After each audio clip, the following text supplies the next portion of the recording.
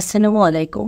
আমি ডক্টর রিতা তাহিব। আমি গাইনি প্রসূতি এবং বন্ধ্যাত্ব মায়েদের বিভিন্ন চিকিৎসা এবং আল্ট্রাসোনোগ্রাফি নিয়ে কাজ করছি কোনাবাড়ি র্যাবেট হাসপাতাল এবং আরিফা ডিজিটাল ডায়াগনস্টিক সেন্টারে।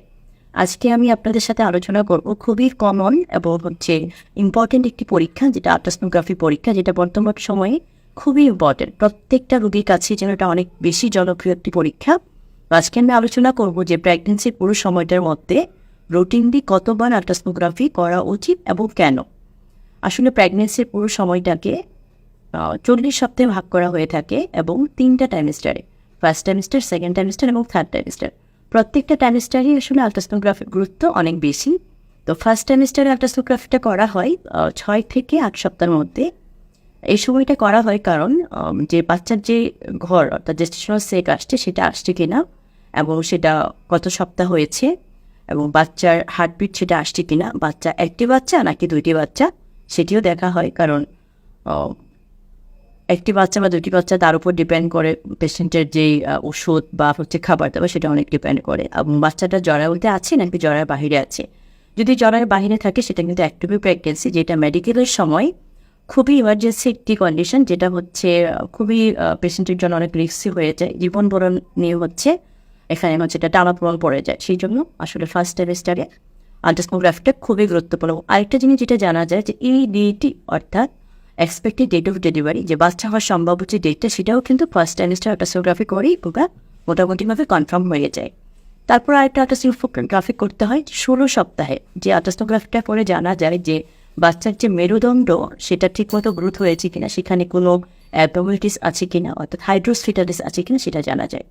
আর আরেকটি আল্ট্রাসোনোগ্রাফি হচ্ছে 18 থেকে 22 সপ্তাহ, এবং ওই সময়টায় দেখা যায় যে বাচ্চার যে গ্রোথ সেটা ঠিকমতো হচ্ছে কিনা, ঠিকমতো বাড়ছে কিনা, ওজনটা ঠিকমতো বাড়ছে কিনা, এবং পা থেকে মাথা পর্যন্ত পুঙ্খানুপুঙ্খানুভাবে দেখা হয় যে বাচ্চার সব কিছু ঠিক আছে কিনা, অর্থাৎ গ্রস কোনো অ্যানোমালি আছে কিনা। এই সময় কিন্তু অ্যানোমালি স্ক্যানও একটা আল্ট্রাসোনোগ্রাফি করা হয়।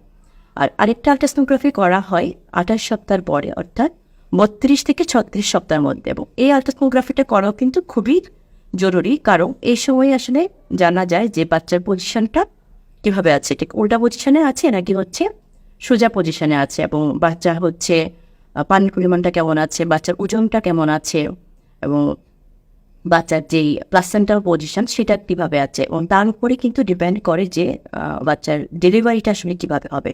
নর্মালি ডেলিভারি করানো যাবে নাকি সিজারিয়ান সেকশনে যেতে হবে। সো প্রেগনেন্সির পুরো সময়টাতেই আল্ট্রাসোনোগ্রাফি করতে হয়। এই 4বার রুটিনলি। বাট তারপরেও যদি কোনো ইমার্জেন্সি সিচুয়েশন তৈরি হয় যে কোনো কারণে মায়ের হঠাৎ করে বারবেচনার ব্লিডিং হচ্ছে, তাহলে তাকে কিন্তু ইমার্জেন্সিভাবে আল্ট্রাসোনোগ্রাফি করতে হবে। আবার যদি এমন হয় যে মা বাচ্চার নড়াচড়াটা একদমই টের পাচ্ছে না, তখনও কিন্তু তাকে আর্জেন্টভাবে আল্ট্রাসোনোগ্রাফি করতে হবে। কিংবা কোনো কারণে যদি বাচ্চা মায়ের পানি ভেঙে যায়, তখনও কিন্তু একটা ইমার্জেন্সিভাবে আল্ট্রাসোনোগ্রাফি করতে হবে। তো রুটিনটি 4বার, বাট ইমার্জেন্সি প্রয়োজনে আরও বেশিও কিন্তু আল্ট্রাসোনোগ্রাফি করাটা জরুরি। তো আমি অনেক পেশেন্ট দেখেছি যারা আসলে তাদের পুরা প্রেগনেন্সির সময়, স্পেশালি পেরিফেরিতে, যে কোনো পরীক্ষা নিরীক্ষা করার কোনো ডাক্তারের কাছে যায় না, কিন্তু দৌড়ে চলে আসে শুধুমাত্র আল্ট্রাসোনোগ্রাফি করার জন্য। আসলে বর্তমান সময়ে আল্ট্রাসোনোগ্রাফিটা খুবই ইম্পর্টেন্ট এবং পপুলার একটা পরীক্ষা, এবং এই জন্যে হয়তো আপনারা পেশেন্ট যারা আছেন কিংবা আমরা ডাক্তার যারা আছি, আমাদের কাছেও বেশি পপুলার। কারণ আল্ট্রাসাউন্ড মনিটরে একদম সুন্দর করে দেখা যায় যে বাচ্চার মুভমেন্টটা, বাচ্চা নড়াচড়া করছে, হার্টবিটটা শোনা যায়। তো আসলে ওই মুহূর্তে কিন্তু একটা ইমোশনটা তৈরি করে। তো সবাই ভালো থাকুন, সুস্থ থাকুন। আর প্রেগনেন্সির সময়টা অবশ্যই ডক্টরের পরামর্শ নেবেন এবং আল্ট্রাসোনোগ্রাফি তো অবশ্যই করতে হবে। তো সবার সুস্বাস্থ্য কামনা করছি। আল্লাহ হাফেজ।